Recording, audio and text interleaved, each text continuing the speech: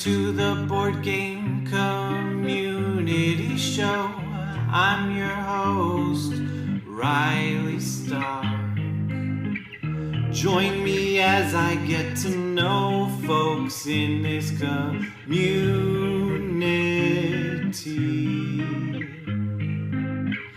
They could be designers or streamers, podcasters, YouTubers, publishers, whatever. Really anything with an "er" at the end of its title is welcome here on the Board Game Community Show.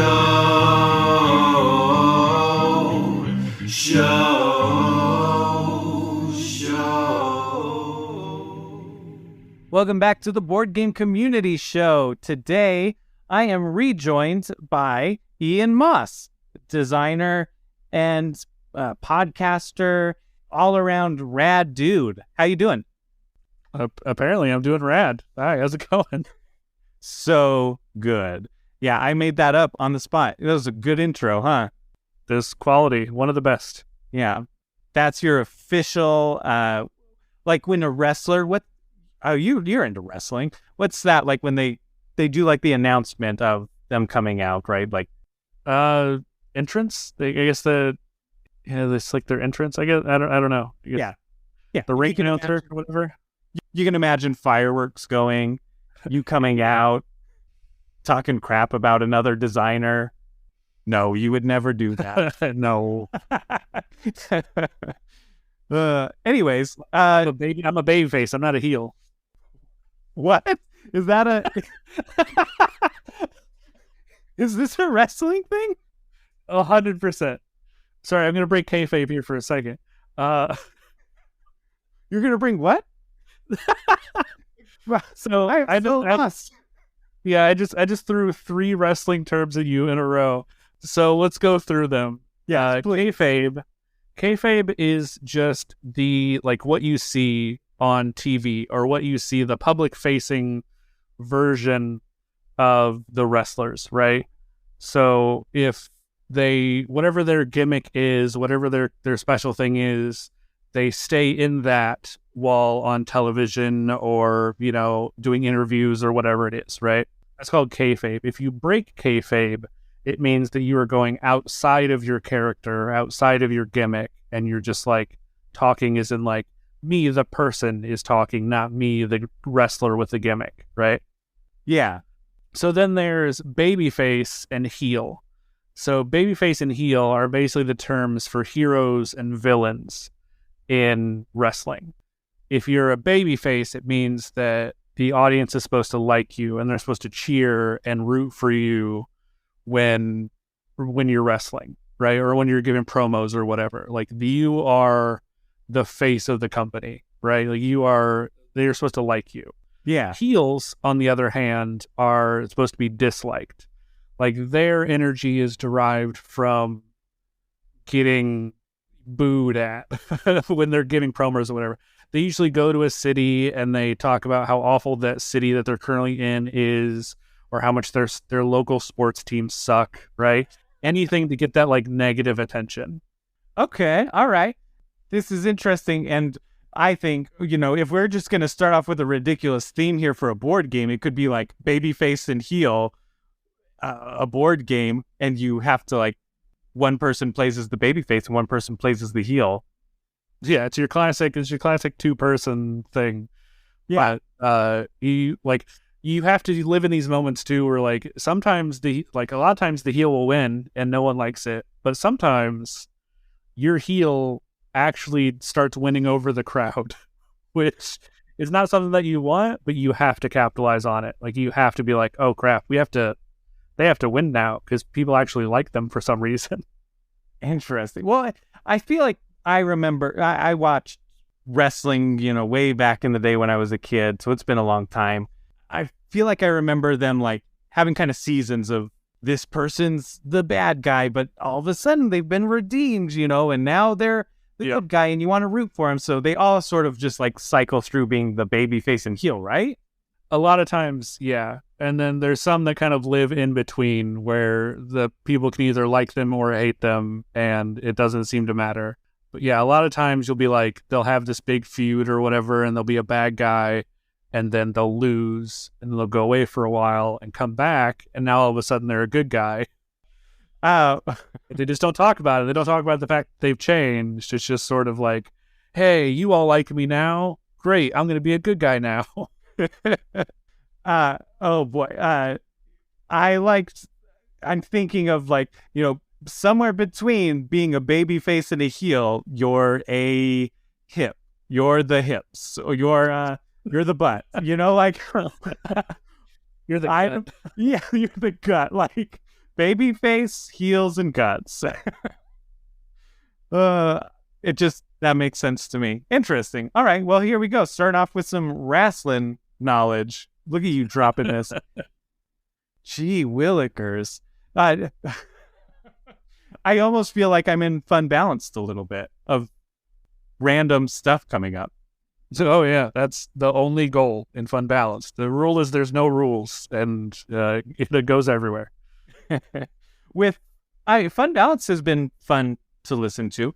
Yeah, so it's myself, John Gilmore, who is a tabletop game designer as well, and then James Weitzel, who is a video game aficionado. He went to school for video game stuff, but has like a normal job currently. But we're all nerds. Yeah, it's fun. It's fun to listen because you get those. I think you get a lot of cool board game industry stories and insights. But then there's also random funny bits about you eating a burrito off the street or something. Yeah, road burrito. Yep, I did that. So yeah, we have a Google Doc that the three of us just have lists of things to potentially talk about. And during one of the episodes, Jay was just like, "Hey, let's just pick something off a list," and he picked one of mine, and it was road burrito, and I was like, "Oh no, now I have to talk about this. Why is this on the list? Yeah, why did I put this here?" But no, it's a lot of stuff. Some of it is based off of conversations or arguments that John and I would have when we used to do live streams in the past, and just bringing those back up with like a third person, is always, I think, is part of the fun. It's one of the main draws as to why I think I pitched it in the first place as a thing we could do, because I think the tagline is a podcast of unbalanced conversations, and I think it's 100% true that you have like three people, and if there's any argument, you're probably not all on the same side, right? Yeah. Just to be clear, we are arguing over the dumbest things. Yeah. It's not like a politically charged. No. We are arguing over whether physical or digital media is better. And like what like is taco a sandwich, right? Like just dumb things. Yeah. No, I'm going to say no. You need two separate pieces of some sort of bread. It doesn't have to be bread, but if it was like two tortillas and something in the middle, maybe you could qualify that as a sandwich. But then you have to a quesadilla as a sandwich. Yeah. Sometimes, I guess, but sometimes you make a quesadilla by putting cheese and then like folding it in half, right? Or putting in your fillings and folding it in half. What about a sub, since they don't cut the bread all the way through? Yeah, that's still a sandwich. Dang, see? Already poking holes in this. Yeah, this is what happens. You just like, you think you're like, yeah, no, this makes sense. My stance on this argument is the correct one, and it makes the most sense. And then someone's just like, yeah, what about a hot dog, though? And you're like, oh, God, everything is ruined. Yeah, I hate that. Okay, that's, I think, the most, where this gets brought up the most is, right, like, is a hot dog in a bun a sandwich? Like, what? No, that's a hot dog. Like, you don't even call that a hot dog in a bun most of the time. If you say hot dog in a bun, people are going to give you weird looks, I think. Right? That's just a hot dog. Sure. Yeah. Everything is a salad is my hardline stance on tea. Everything is a salad? Salad is just a mixture of ingredients, man. Everything qualifies. Dang, that's good. That's really good. I like this.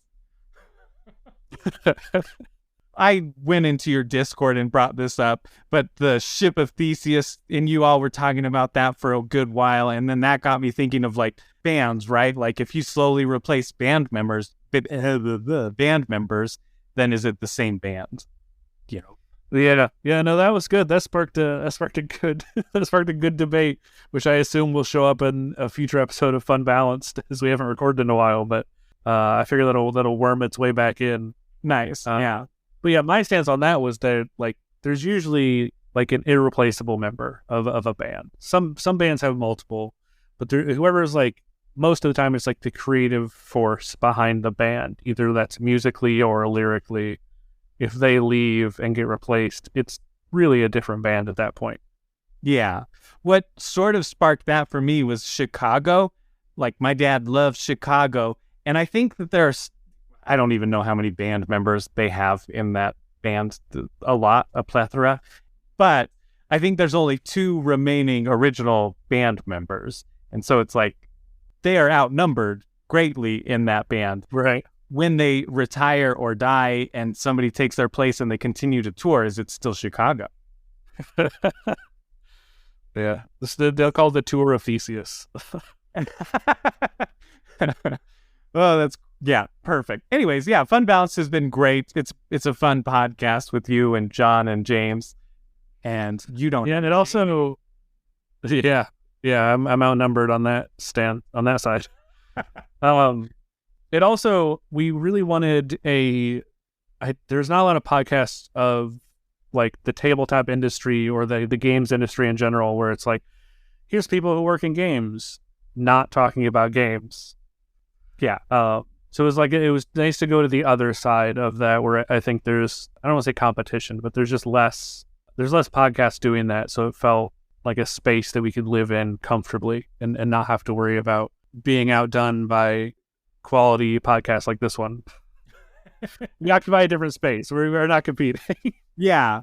Well, and mine, right? Mine isn't even necessarily board game related, as in like every time we talk about board games or something, we're talking to people and getting to know them. So I think ours is somewhat similar, but yours is a lot more, you all know each other and have a good banter and back and forth, where mine is, we're just getting to know randos throughout here. Yeah. Like you, some random. I was at one point, wasn't I? Yeah, not anymore. You've, this year, everybody's saying, oh, Wonderland's War, ain't that great? That's such a great game. that Ben and Tim Eisner. And Ian Moss. Oh, it's usually how it goes. Yeah, usually it's just from Ben and Tim Eisner and Ian Moss. It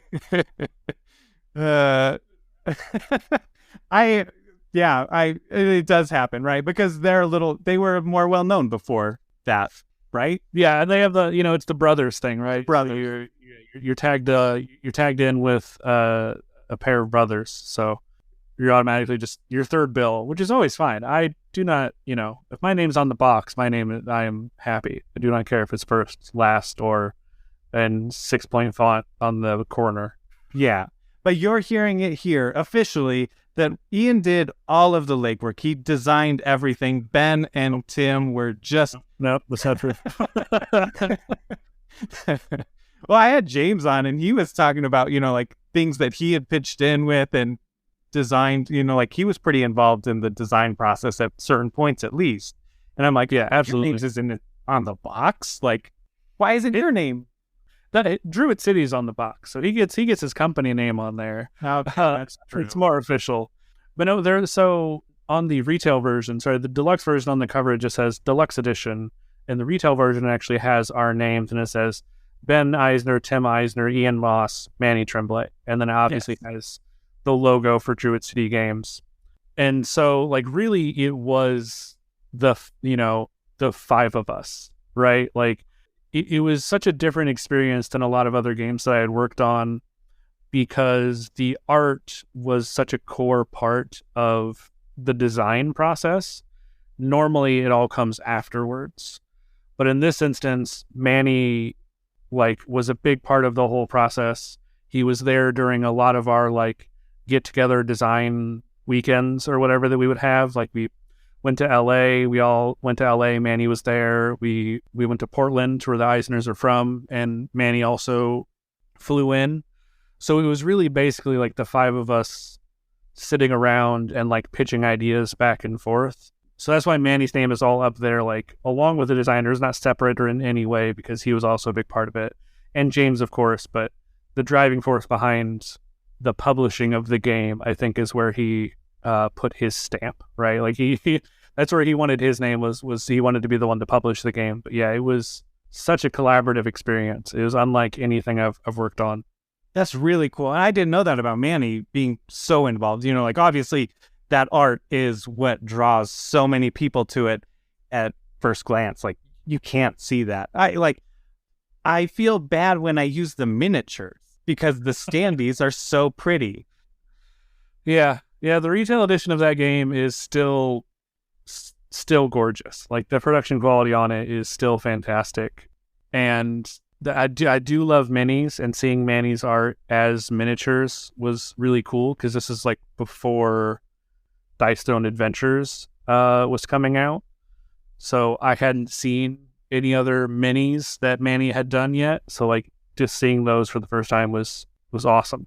Oh man. Yeah. Yeah. And they are like, they're very well done. They're beautiful miniatures, but they're just not painted or colored, right? You know, like it's on my list of things to paint, but I'll talk a little bit about that probably later. Hint at certain things later. But no, that's fascinating. How's it been? That's got to be weird for you, right? Like hearing everybody talk about this game. Yeah, it's sort of every time that something comes out that I helped make, it's a little nerve-wracking in the starting process, like especially if you're going to Kickstarter or whatever, where you're just like, I hope people will like it. And then they put forth a lot of money to say like, yes, this is something that we're interested in. We will like this. This is something that we will like, but then they still haven't played it yet. So like once everyone got their games and started playing it and we're like, this is what I wanted, it's really validating because a lot of the times you sit there and you're making a thing and it feels like maybe I'm just making something that I like versus making something that I think people, you know, the board game community will like. Yeah. I like making games that I want to play, but does that mean that other people want to play them? Wonderland's War has been knocked a couple of times for, you know, how long the game runs, or you know, setting it up could take a little bit, tearing it down could take a little bit. But for us, that never felt like an issue because we had so much fun during the middle part of the game, right? Like after you're done setting it up and you start playing, nothing else matters. You are just having fun. Yeah. Until the very end of the game. And then you're talking about the entire game as you know, everything that went down while you're putting it away. So for us, those times never felt that long. But for some people, they might. And it was always a worry of like, are people going to find this as fun as we found it, you know? Because a lot of times it was just the five of us playtesting our ideas, you know, just here's 5 players, we're all playing and sitting there and playing with each other. And it's like, is this a thing? Did we just make this for us? Like, this is just an us game?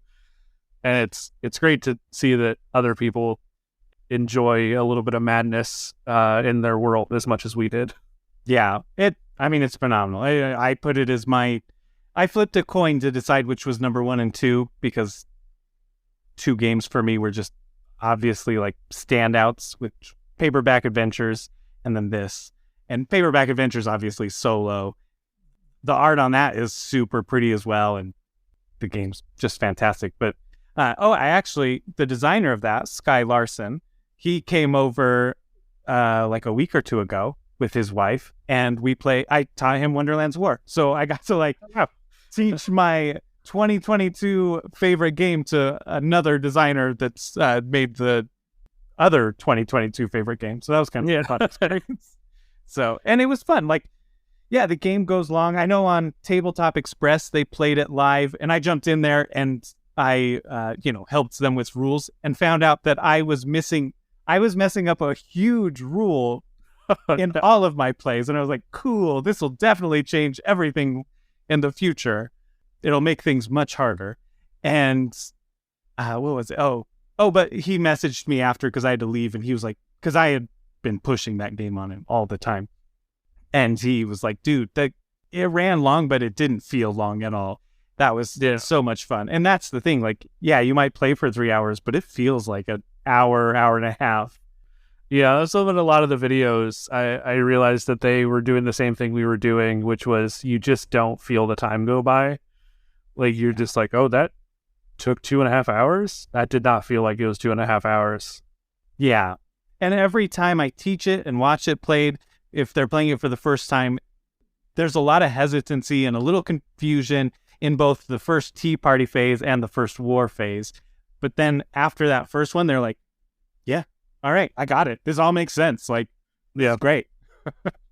So I often teach it war phase first. Like, I'll skim over what the tea party phase is and then teach the war phase and then go back to the tea party just to like be like, okay, so now that you know what's happening in the war phase, these cards and symbols, that means this. Here's how you help yourself. Yeah. Yes. Yeah, exactly. I thought you were going to give me tips. No, it's just, here's how you help yourself now that you know how war goes. Here's how you get there. Yeah, exactly. Yeah. No, I taught the game wrong. I can't give you tips. You taught the game wrong?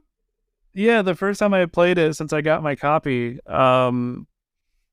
my coworker and their friend were super excited. They had gotten a copy and wanted to learn. So I was like, you can just come over and we'll play my copy. Had everything set up and everything. And I had forgotten that you start with a forge chip in your bag. Just kind of missed that. Like I wasn't reading over the setup because I was like, listen, I've set this game up 100 times. I think I understand.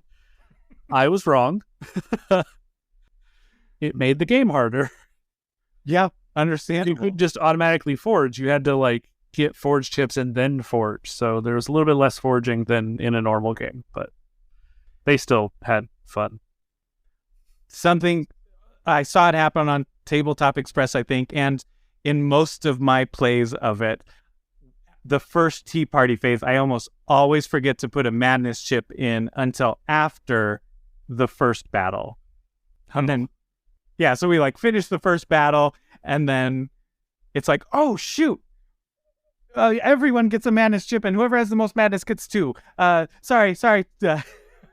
But it's not like it affected it because the perception is that they can,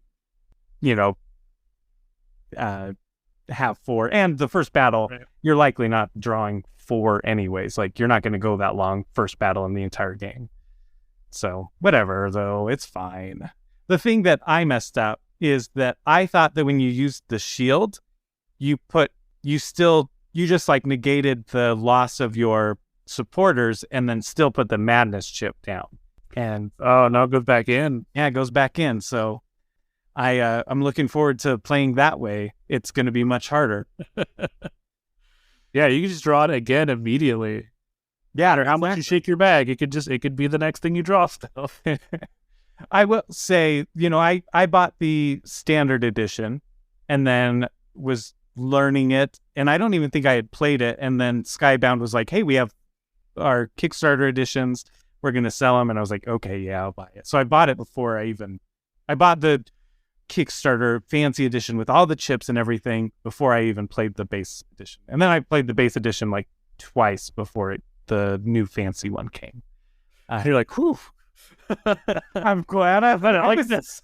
I was very genuinely worried. But I'm also kicking myself because I had you on like after the Kickstarter and I could have late pledged during that time. Like, why didn't I? Like I was more nerding out about Bunkers and Badasses at that time. Little did I know that you would create another insanely awesome game. Whatever. I always forget late pledge exists. Like I never remember that I could buy a thing after the Kickstarter's over. Right? I think I've done it once. Oh, you're more than me then, yeah. Same. It seems weird to me. Like I shouldn't be able to, right? That it was a Kickstarter thing. That's why there's a time limit on it. There's no time limit. Yeah. Well, what's the point? Whatever. It's fine. I mean, I'm glad I did, because that was like one of my favorite games of this last year was Dice Kingdoms of Valeria.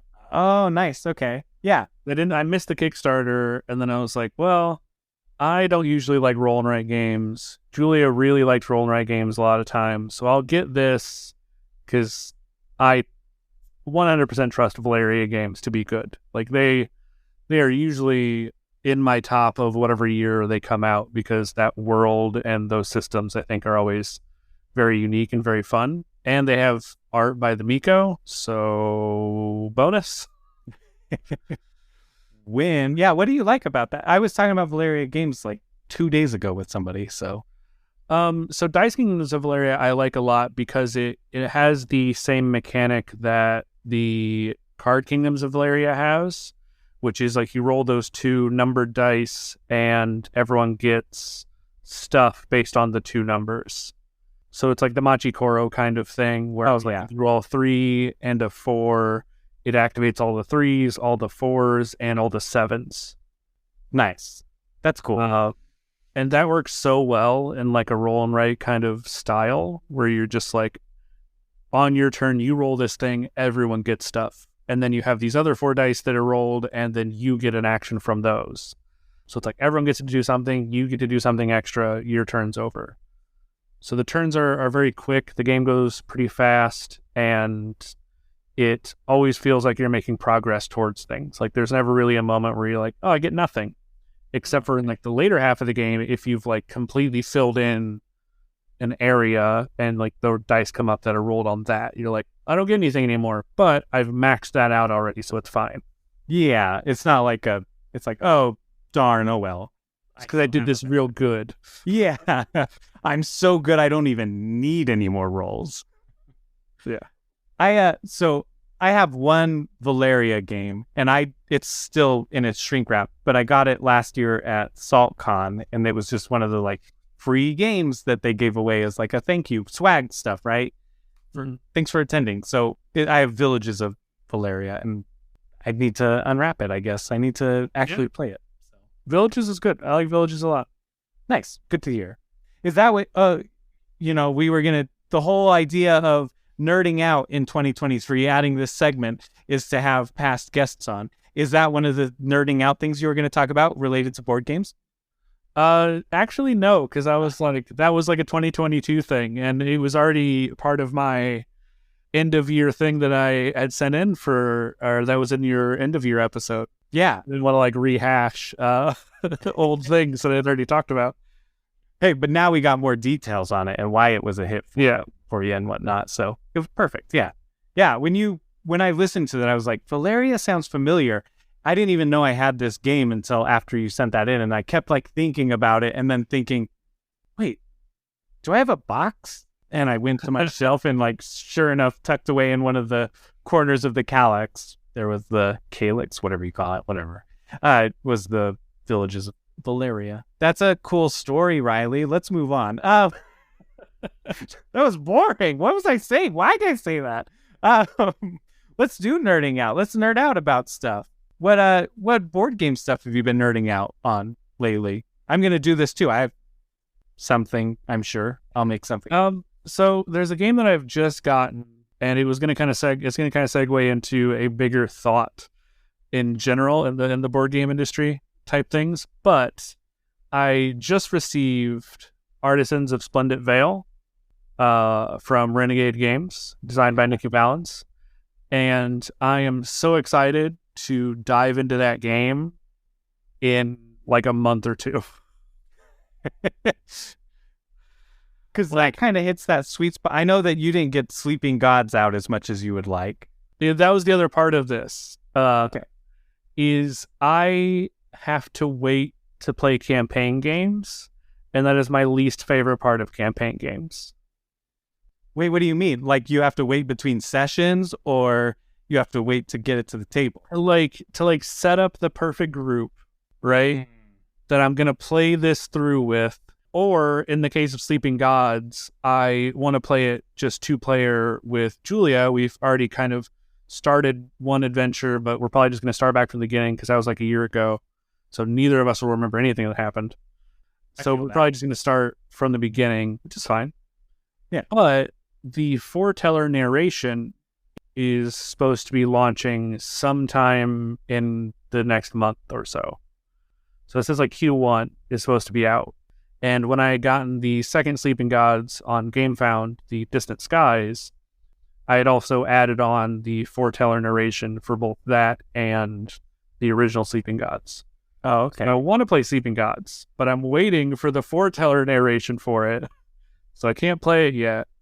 And then I want to play Artisans of Splendent Vale, because it's got this, like, each character has their own book, and it looks amazing. And all of the art is gorgeous. All of the cards look super cool. The system seems really easy to understand. Like, I watched basically like a 4-minute video and I understand how the game works, which is great for like a campaign game, because like the less barrier to entry, the easier it is to get it back to the table, right? Yeah. Oh, yeah. But I feel like it's a campaign game that everyone has to play every session. And so I have to wait for my friend to get back from their trip, which is going to be in about a month or two, before we can like have a 4-player game of it and like actually run through it. That makes sense. Yeah. Yeah. So Sky, he invited me and Kimmy to play that with him because he got it and was like, I really want to do this 4 players. And if you guys are down, like, so hopefully I'll be starting that here in within a month or so. Yeah. Because, yeah, it seems like that one is like best at 4 players because there's 4 characters and each have their own book and can do their own things. And yeah. So one of the cool things, I don't want to spoil anything. I don't think this spoils anything because it's in any of the videos that I've seen of people talking about it, is that like sometimes in the book you'll have like illustrations of like, this is a room that you're exploring or something.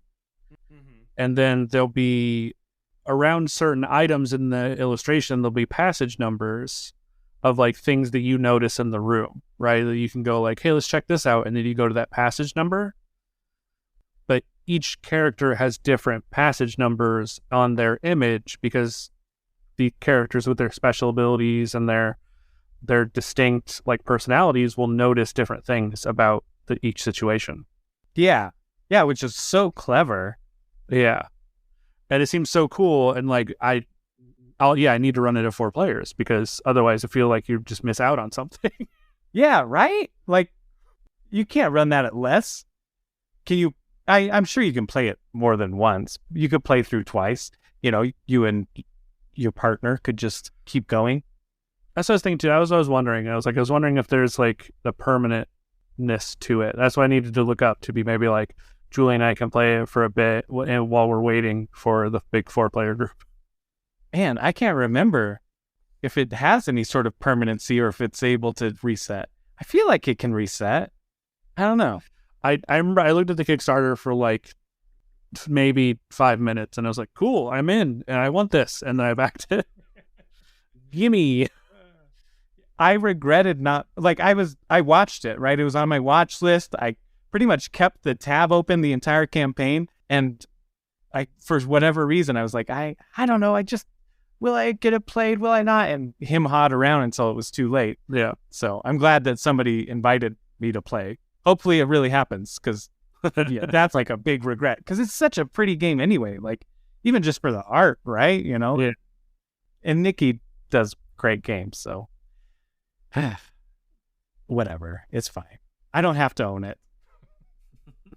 As long as someone owns it. That's usually the case. It's either my friend and coworker Nolan will buy a game or I'll buy the game. So one of us has it for sure. Yeah. Yeah. I need to have Nolan on here. Let's get Nolan on here. If you want to talk about Digimon, Nolan is that's the go-to. Great. I don't know that I even ever watched the show. Oh, it's a card game. The new card game, obviously. Right. Which I am obviously very in and can hold a conversation with him, I'm sure. Well, I'm mostly clueless on things anyways. I just have to ask questions, right? You just go, oh, that's cool. Why are they yellow? No, that was one of those things where he was like, yeah, I play the Digimon trading card game. And I was like, oh, cool. Like the one from the 90s? He's like, no, they made a new one. And it's really because they like made a trading card game in the year 2020, right? Like it is way better than you think it probably should be. Like, not that Digimon doesn't deserve a good game. Digimon is a great IP. You know, I watched more Digimon episodes, I think, as a child than I did Pokemon, but that was just me. But really, like, yeah, all the design mentality for that game is everything moves the game forward. It's a really great implementation of like a 2-player versus card game. I think it's one of the better ones. Nice. I think you had edited a video for him, right? Yeah. He has a podcast with his friend JB called The Security Checkpoint, and they were doing some videos of them playing like against each other, and then one person would win, and then the other person would then go make a different deck to try and beat the deck that just beat them and then come back. Oh, okay. So I was editing those videos for them, and it was a lot of fun. Yeah. Great. Let me kind of stretch that muscle that I hadn't used in a while for video editing. Which, is now a lot more useful as you're doing the bad assets. Have we talked about bad assets? We talked for like an hour, probably more than an hour before even starting this. So I don't remember what's recorded and not recorded. No, I think we talked about fun balance at the start of this, and then, but not bad assets, which they're different things. They're appeal to different audiences. Yeah. But yeah, bad assets it was one of my close friends and co-host of Fun Balanced, James. He wanted to play Bunkers and Badasses, and he thought, well, who else would be good to run it but the lead designer of Bunkers and Badasses? So I had told him, I was like, I don't know that I could make like a whole world and a whole campaign. I can't do Friend and Foe Adventure Co. I can't make a whole world. I don't necessarily have enough time to do that. But if you just want to run through the like adventures that are in the book, I think that would be a fun place to start, and I think it'd be a cool way to like get other people maybe interested in the adventures. Because again, I think a lot of people will just be like, oh, I don't want spoilers for this adventure I might run, but you're not going to run the adventure the same way that I run the adventure, trust me. Yeah. Oh yeah. This will be very different when you do it than from when I do it. So I don't think you'll spoil yourself on anything if you check out Bad Assets and then decide to run Assault on Dragon Keep on your own. Yeah. It's I think it's so entertaining to hear those differences. Like I love watching Wizard's Wand, right? Because Wizard's Wand is like the introduction to the game. And so a lot of people ran that on YouTube or I don't know. Did anyone else run it on podcast, or am I the only one? There was a couple. There was a few. There were ones that did the podcast. Okay. Yeah, but it's always fun to like hear things that your players just say something, and then it's like, well, this is happening now. Like, that's a great idea, and it's not written that way, but that's what it is now. Or even just ideas maybe the BM has, which is the Bunker Master. It's a very, very mature for adults game. I was thought you were going to say it's a very mature, it's a very prestigious title. Yes. Not everyone can BM. Yeah, some people are too shy to BM in front of people. Not me. I record my BMing and put it out on the internet. I make videos out of mine. You do, yeah. I love watching them. I don't get to watch them very often because I know actually I don't get to watch you BM enough, so mostly just listen to it. Oh my goodness, yeah. So Bad Assets is another fun friend and foe Bunkers and Badasses podcast. I really enjoy it. Friend and Foe is obviously something I love doing a lot, and it's another thing thanks to Ian. So, woohoo! One day we'll do like a crossover of some sort. Well, you're on every once in a while. You've been on twice now. Well, spoiler. So, yeah, this comes out tomorrow, and that other episode doesn't come out for like a month. So, I'm not editing it out. I don't care. Yeah, Drake Wilson is a treat.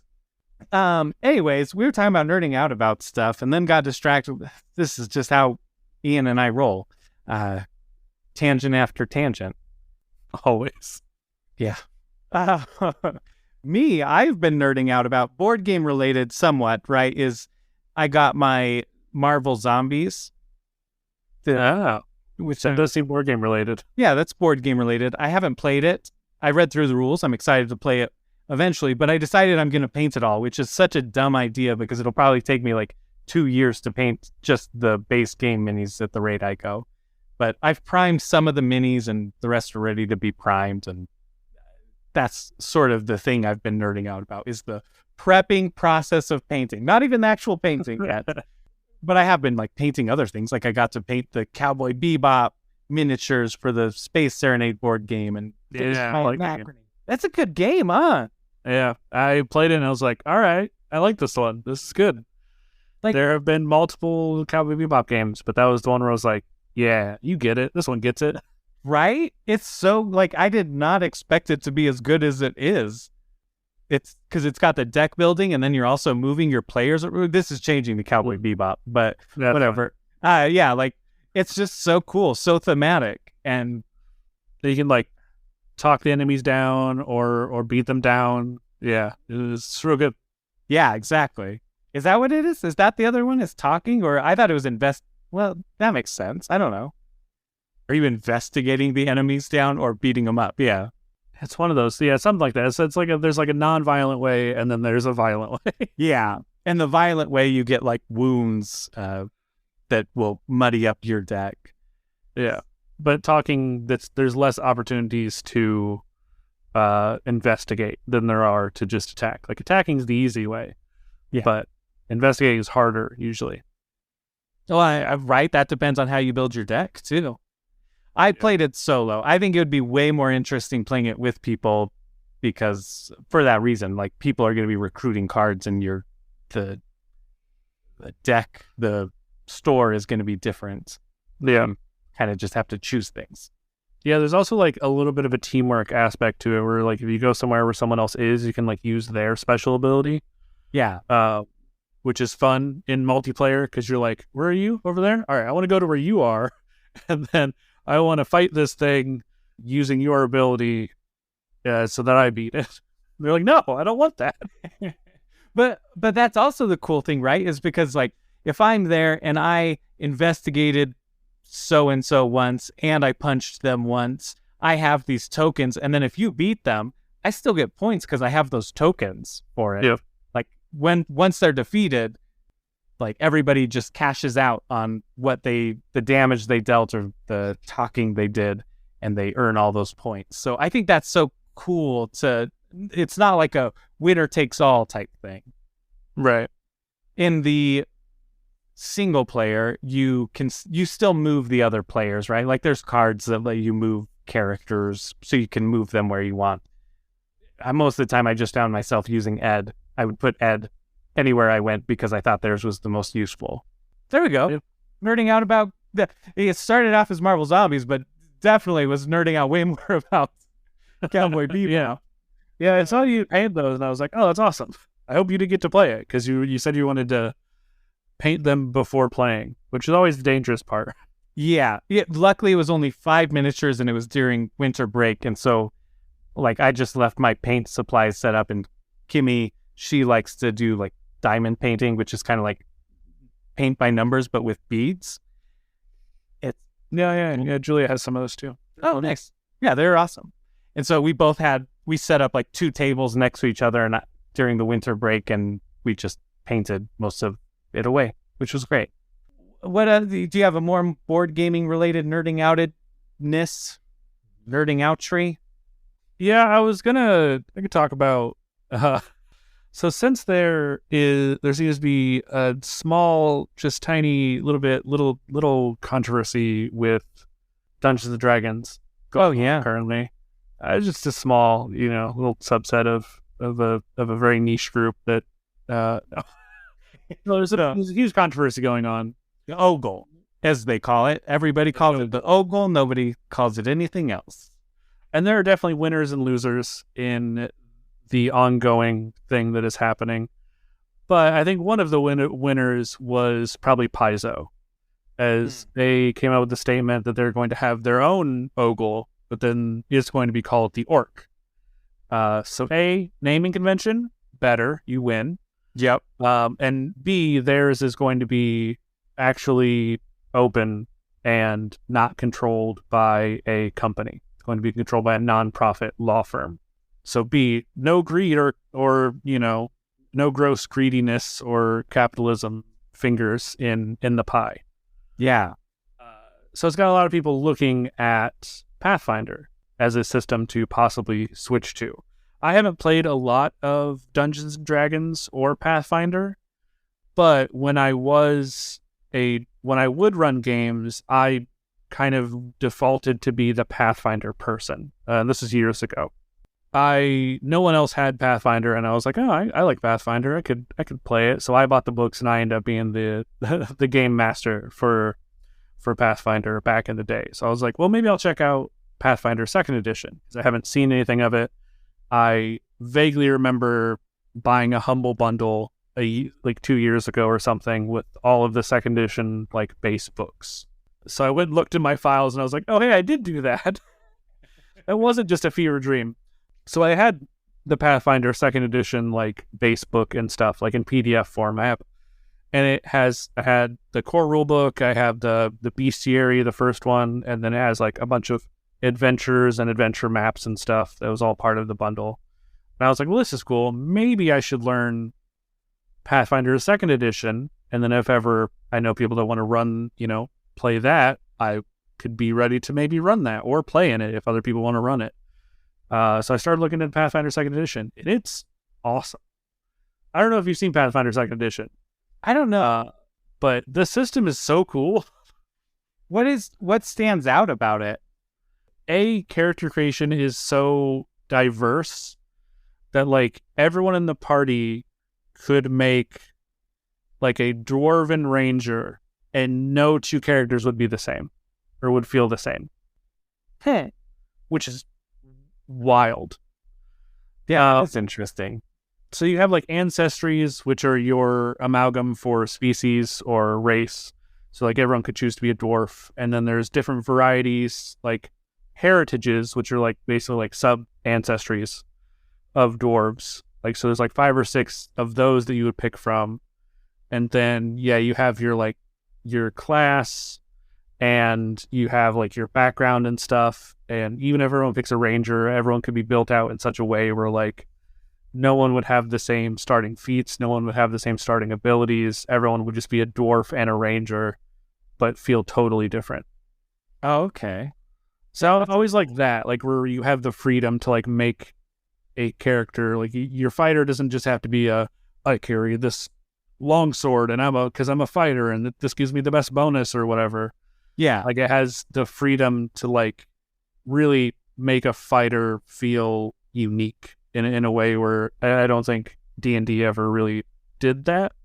Not from what I had seen. I haven't played that often, but the other thing I really like is like the action system. So on your turn, you have 3 actions. That's it. Oh.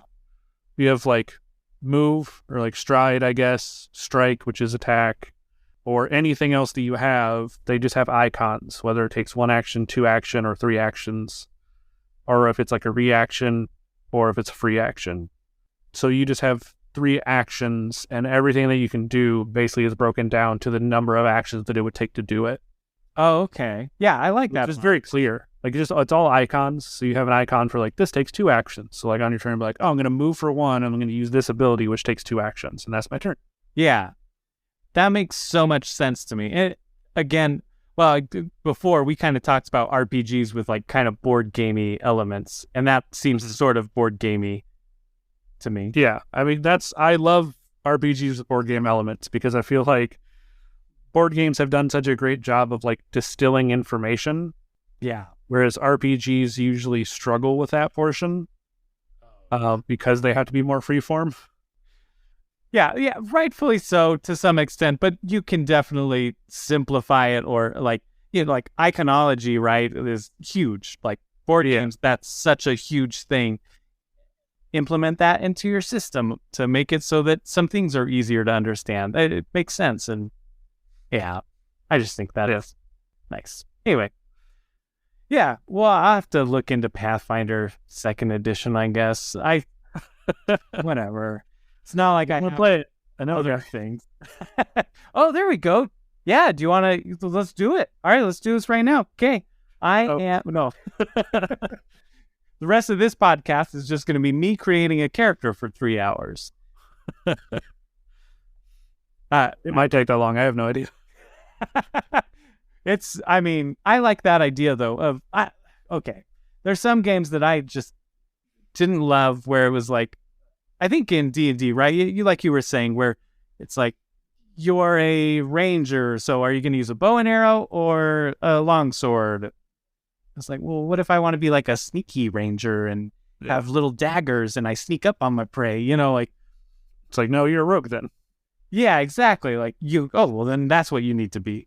I like the options of just being like, well, just because I'm this class doesn't mean I don't use this weapon, or because me as a human being, I love like little daggers, like dual wielding daggers is cool to me.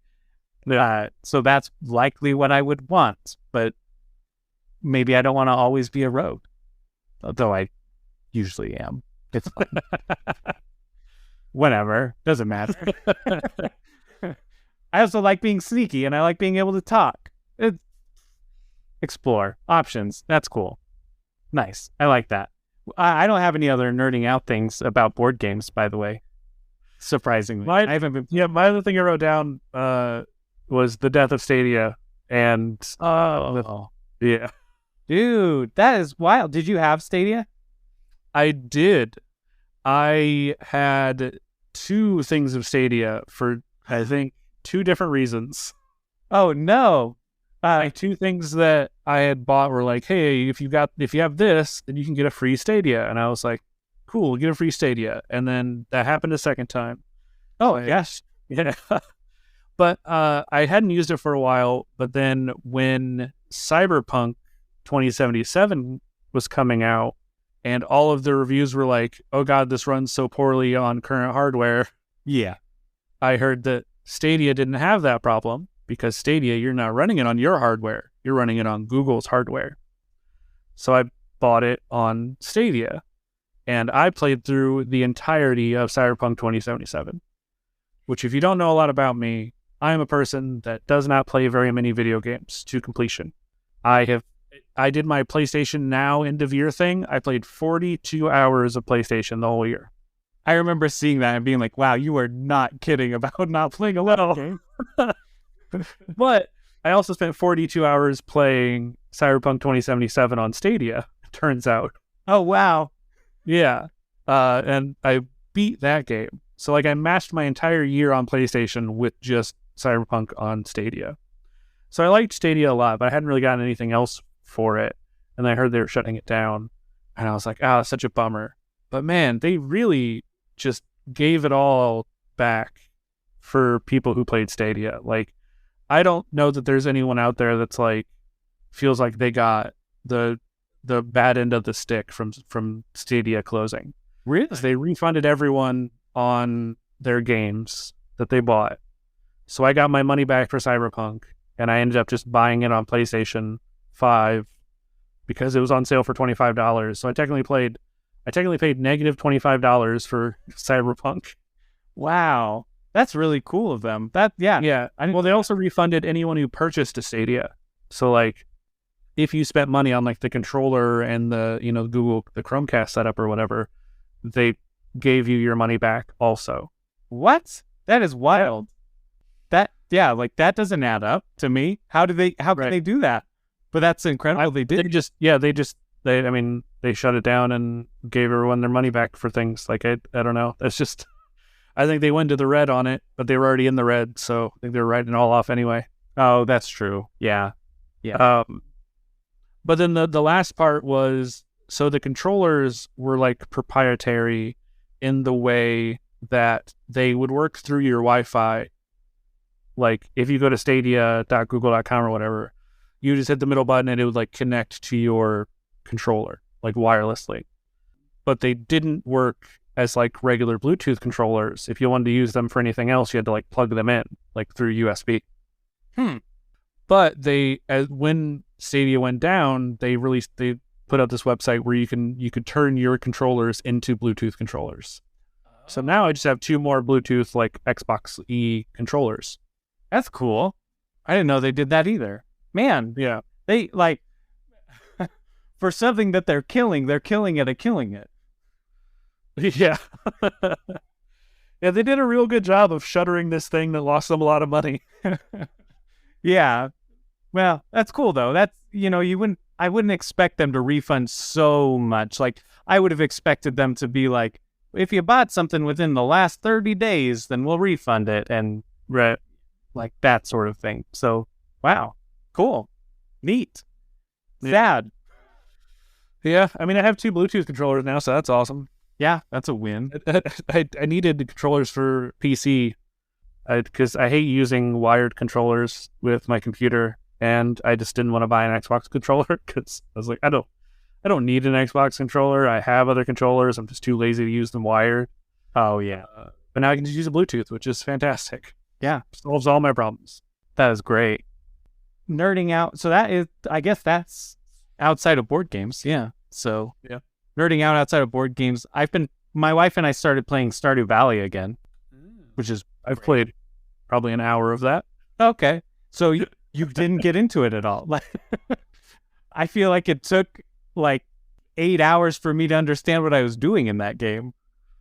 I played co-op because our friend John Gilmore, also co-host of Fun Balanced, he really liked it, and they added co-op, so he wanted me to play it. So I think we played it on the live stream too. So however long we live streamed for, that's how long I played it. Oh, nice. But what I remember distinctly is I would go outside, I would smack a rock for a little bit, I would get very tired, and then I'd have to go back inside. That's totally accurate. Yeah. That's the beginning of the game, is like you can't even last an entire day without your energy falling. And then eventually you sort of level up your skills and they don't take as much energy out of you, and you get food, and then you can last longer. And it's just, it's fun. I play it co-op, right? Like that's why I'm playing it. Me and Kenny play it. And I had my eye on it before it was co-op, but I was like, oh, well, it was only co-op on the PC, I think. Oh, gotcha. But That's where I played it. Yeah. And so it's on the Games Pass, which is great. So we don't, we already are paying for the Games Pass, so it feels like it's free, right? Mm-hmm. And it's fun. It's a good like time killer, and we've both gone. It's weird coming back to it because we had a game that we had put like 40 hours into, and we haven't played it for probably 4 months at least. And so going back, we both were like, we have no idea what we're doing. Kimmy kept asking me, like, how do I do this? And I'm like, I don't know. I don't remember. Like, how do you do that? You figure it out and tell me. You're like, let's figure this out together. But it all came back fairly quickly, and it's fun. I think it's a good little fun co-op. Yeah. I did like, the thing I liked about the co-op, which not a lot of them do, is it's like free co-op, right? Where you can go anywhere, and like you don't have to be like, it's not following, your camera's not like zooming out to fit both of you on screen. It's like, no, you can both just kind of live your lives and get your done. Yeah, exactly. Yeah.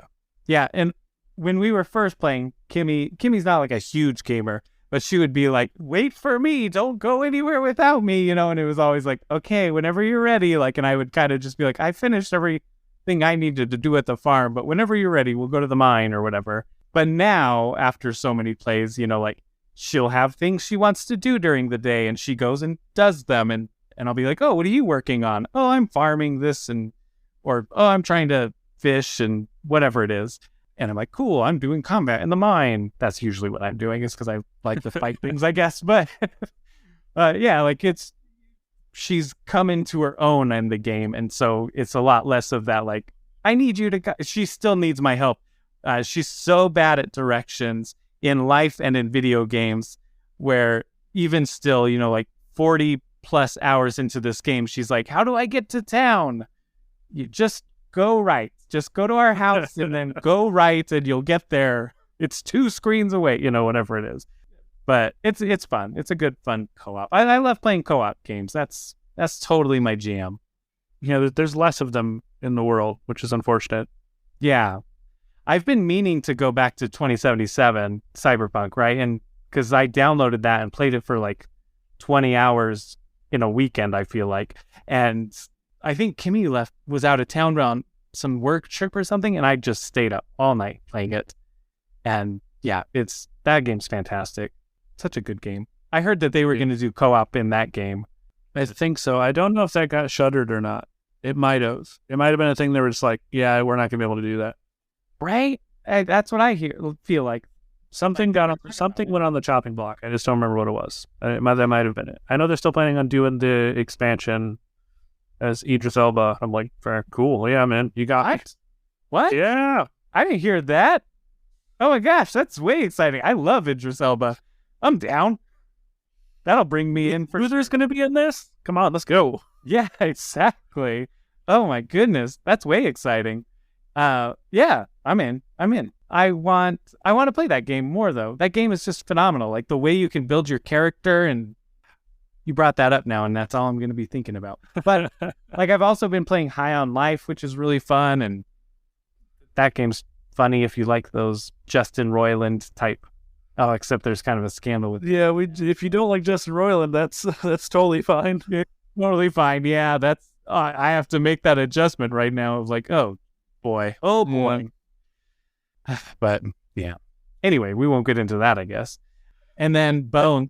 We've been watching lots of Bones. Just like in the yard, or... The TV show, the old David Boreanaz. Yeah. Yeah, we've been watching Bones just decay and grind our amazement. It's weird. Yeah, I don't know how they appeared there, but new ones keep showing up. Kimmy swears she has no idea. Whatever. But Bones, man, did you ever watch it? No. Oh, okay. Well, early 2000s, I think. And the toxic masculinity in that show is like off the scales. I forgot just how like, I gotta be a man up. How the main character is David Boreanaz's character. And it makes me so sad, but we've made it through like 10 seasons at this point. So it hasn't stopped us. And as well as like so many homophobic jokes or transphobic jokes or little things like that. And I'm like, oh boy, this does not hold up that well, but we're watching it. Yeah. It's always the fear of going back and watching something. Yeah. And it's like, is this going to hold up? Is this going to be problematic? Do I have to not remember certain things about this? Right? Yes, it's sad, but yeah. I mean, other than that, it's pretty good. I think the later seasons start, there was an episode that had like a trans victim or something, and Bones, who's the scientific one, right, is like, oh, of course, there's been trans human beings throughout all of history, and here's all this information, and she's very like accepting of it, but Booth is like, I'm not using them pronouns, like, so whatever it was, but they have like, I think that was an older TV show thing. If you watch like old Law and Order or old kind of crime solving ones, they have like one character who's the conservative and one who's the liberal, and they have like fairly civil discussions about it. It's an old format that doesn't really happen anymore. Of a world gone by. I know. It doesn't seem possible anymore, but... world before the internet had an opinion. Right. Well, that's the thing, right? Is that like in person, you can agree and disagree with somebody. We all have family. We all have like, maybe. I mean, maybe some people don't have like people with very different views, but in person, you can like sort of talk about these things and they can get heated. And then you can be like, well, let's talk about Game of Thrones or whatever. Change topics and be fine. And you can be civil, but on the internet, right? Like it's just, and not about Game of Thrones, but otherwise. Yes. For Game of Thrones, no matter where you are, is going to be toxic. Anyway, sorry. I was rambling. What, are there other things you've got on the nerding out block? There's one more thing, and it's really just because it was like current obsessions and I guess obsessions for longer than current. I still am playing Marvel Snap. I don't know. Have you played Marvel Snap? No. And I have a very, like, you are not helping me on that because on Fun Balanced, oh boy, do you talk about that a lot. And yeah, it's our podcast within a podcast. It's oh my what's gosh. happening? The Marvel Snap. What's happening?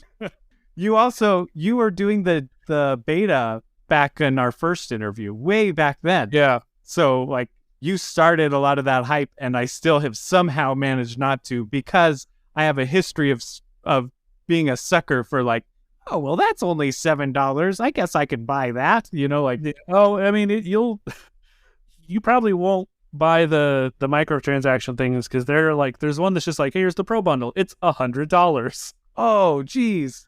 Wow. So they price it in such a way where I'm like, yeah, I'm never buying that. That's not a deal ever.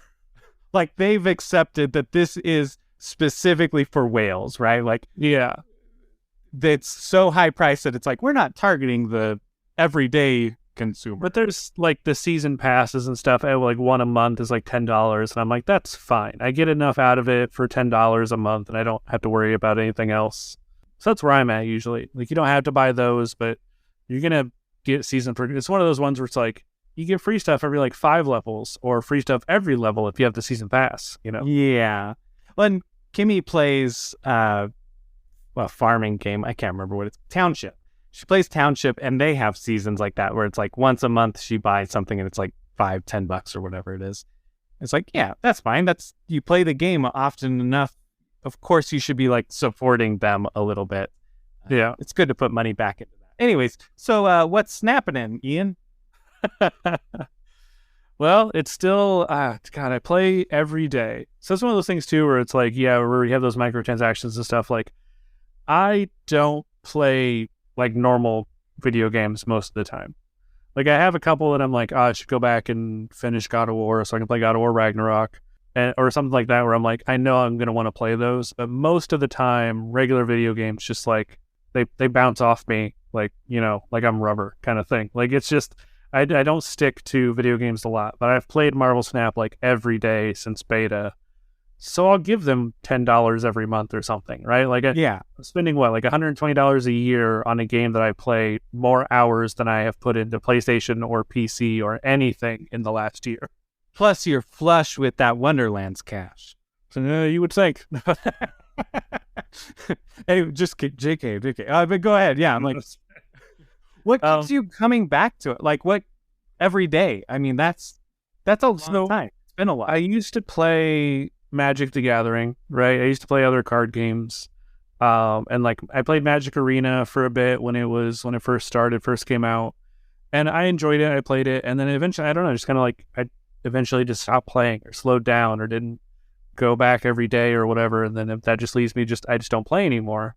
But like with Marvel Snap, the matches, the missions that you have, they have like daily missions, they refresh all the time, so there's always something that you could be doing to like progress and get more credits or whatever, which is how you level up your cards to make them look cooler, and also that's how you progress the game, right? Like, yeah, you progress the game by making your stuff look cool, which is something that not a lot of games do. Sometimes it's just like, oh, like most card games are like, oh, you progress the game by getting more cards.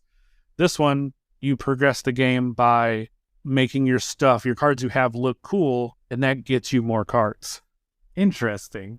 And the other part is the matches they're like 3 minutes. You play a match in 3 minutes and you're done. You have a 12 card deck. So the deck building is fast and it's very impactful. Like a lot of times if you play Magic Gathering or Magic Arena or something, you'd be like, oh, maybe I'll get rid of that 2-drop and swap it out for this other 2-drop, and then maybe I'll run 2 of those. And then in like 5 games, you'll never have seen those cards anyway, right? Because you have like a 60-card deck. Right. In Marvel Snap, you swap out a card for a different card, it has a 100% effect on your next game. Guaranteed. Fascinating. Huh. Yeah. Jeez. This doesn't help me. I've avoided downloading it for so long. Well, I should have written it down, but no, I just did. I play it every day. And I'm fine with it. There's random elements in the game with the locations, and I think if your goal is to just be really, really good at the game, those can feel arbitrary and mean, or like feel bad. You know, like some locations are just negative, like cards can't be played here, or every card here gets -2 power or something. But for me, like every game is an individual puzzle. Like, how do I solve this specific puzzle with these cards that I have, right? Yeah. Not like how do I play my deck to the best of its efficiency every single time to do the exact same thing every time. It's how do I solve this unique puzzle that is this one game, and every single game is its own unique puzzle. Is every game like 1v1 type thing? Like, are you playing against other players? Okay. Yeah, so there's 3 locations. They get reviewed. There's 6 rounds to a game. After round 6, whoever has the most power in 2 out of the 3 locations wins. Okay. So you're trying to have the most power in 2 out of 3, at least 2 out of 3 locations. The locations are revealed over the first 3 turns. So like the first turn, location 1 is revealed. Turn 2, location 2 is revealed. Turn 3, location 3 is revealed. And then there's 3 more turns after that.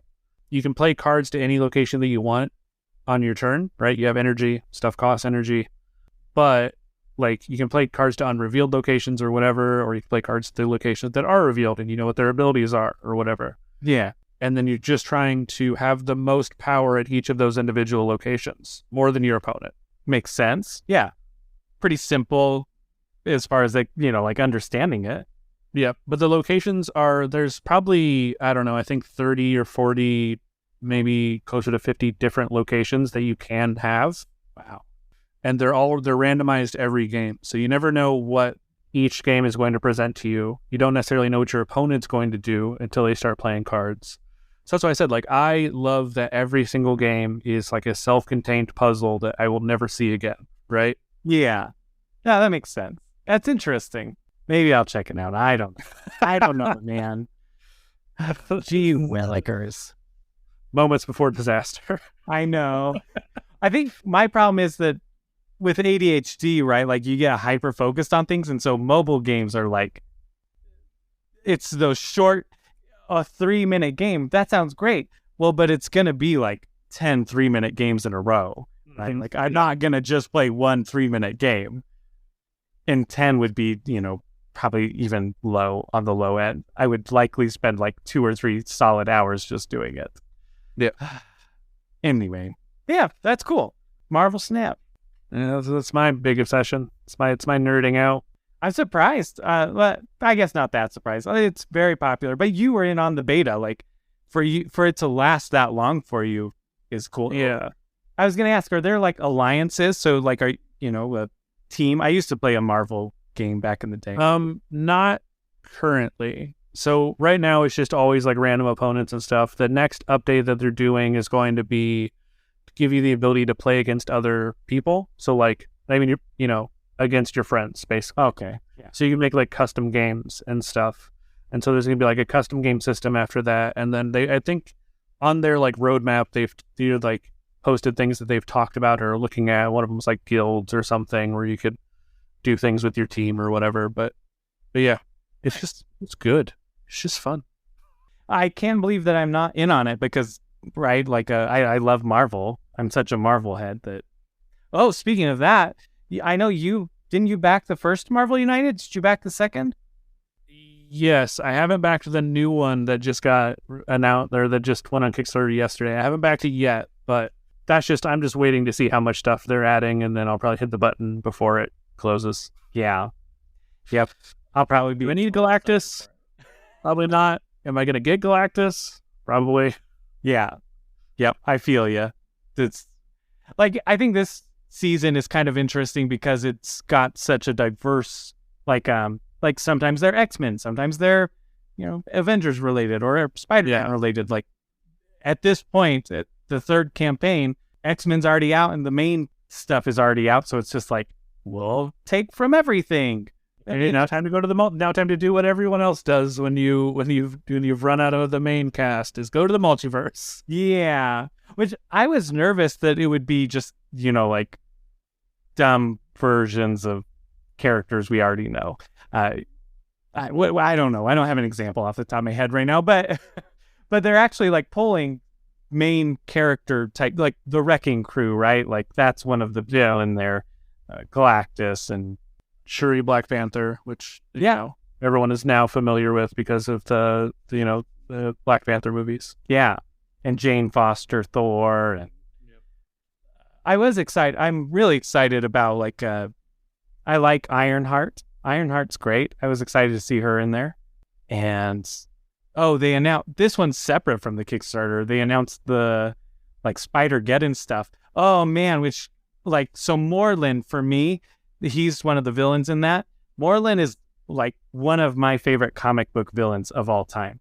I remember reading that story arc with him, his first appearance, and he is just terrifying. Like Spider-Man is giving it his all, like not holding back at all, and just can't even make the dude flinch. And he's just like terrifying. And I remember my heart was racing. It was the first story that like really had me going like, holy cow, like is Spider-Man gonna survive this? And yeah.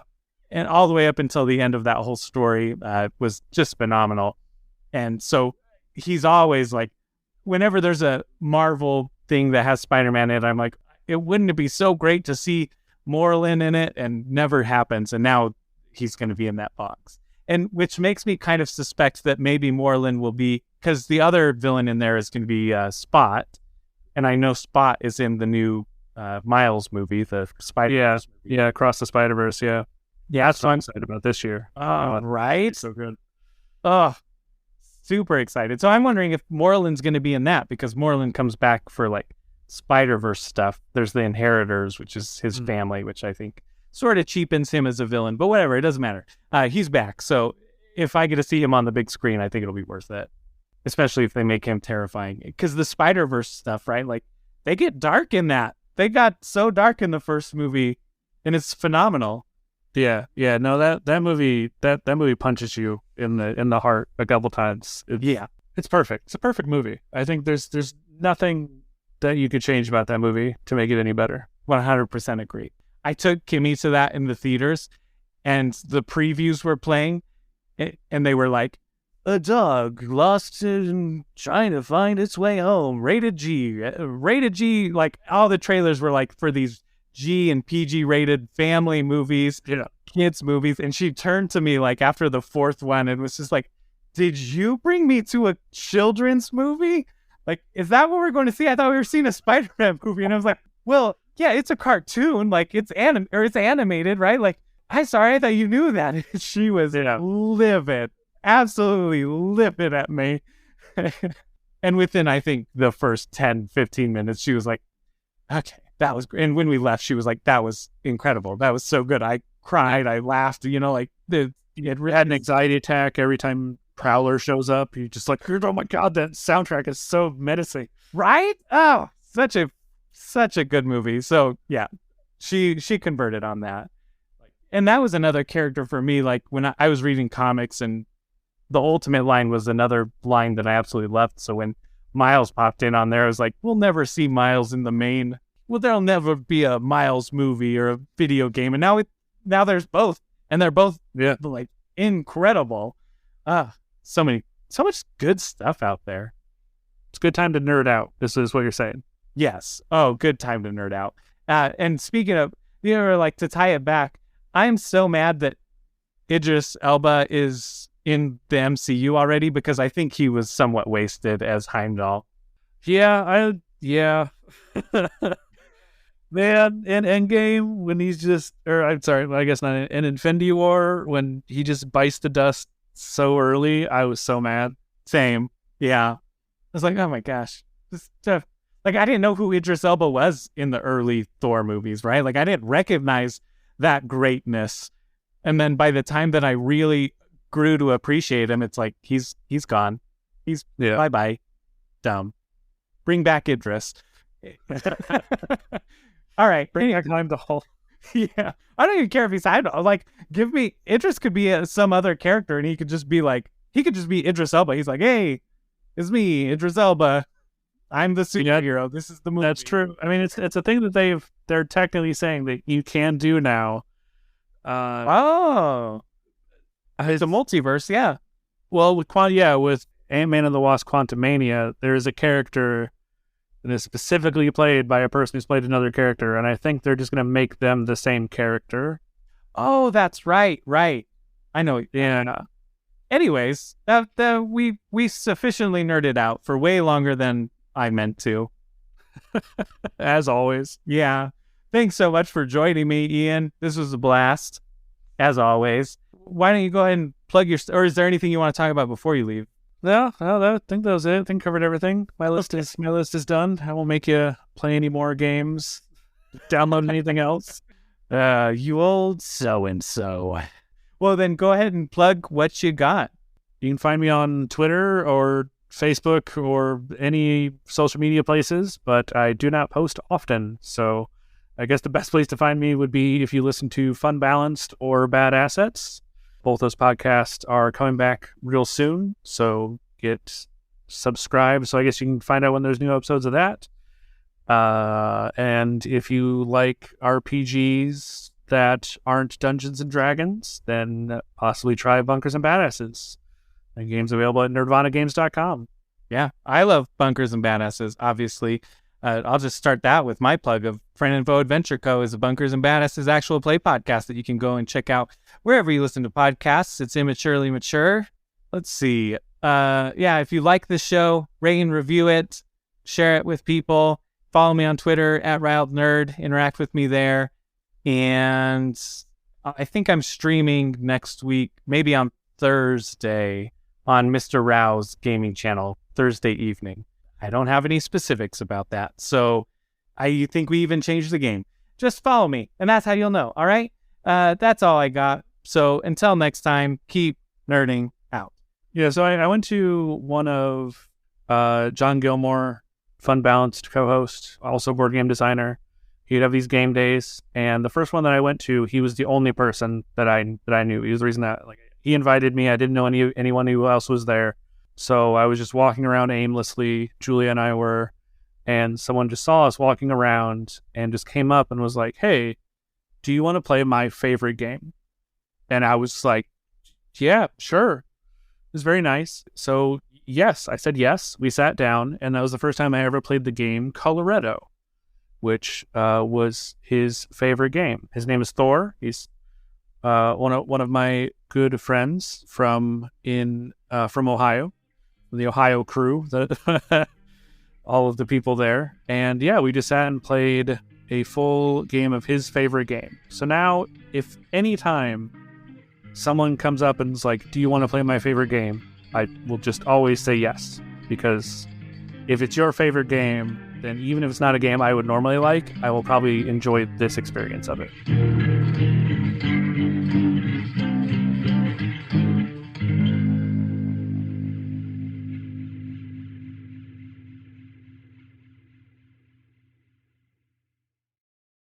End of the episode here. I want to plug a little fun thing with a future guest that I have met through Protospiel Online. There's going to be an episode that's full of Protospiel Online guests, and so I've got Jack Rosetree here, and soon they're going to be launching a Kickstarter, right? Yeah, so if you've been following the nerd environment and news, you're familiar with Wizards of the Coast changes to the open game license, which has been a very hot button issue lately.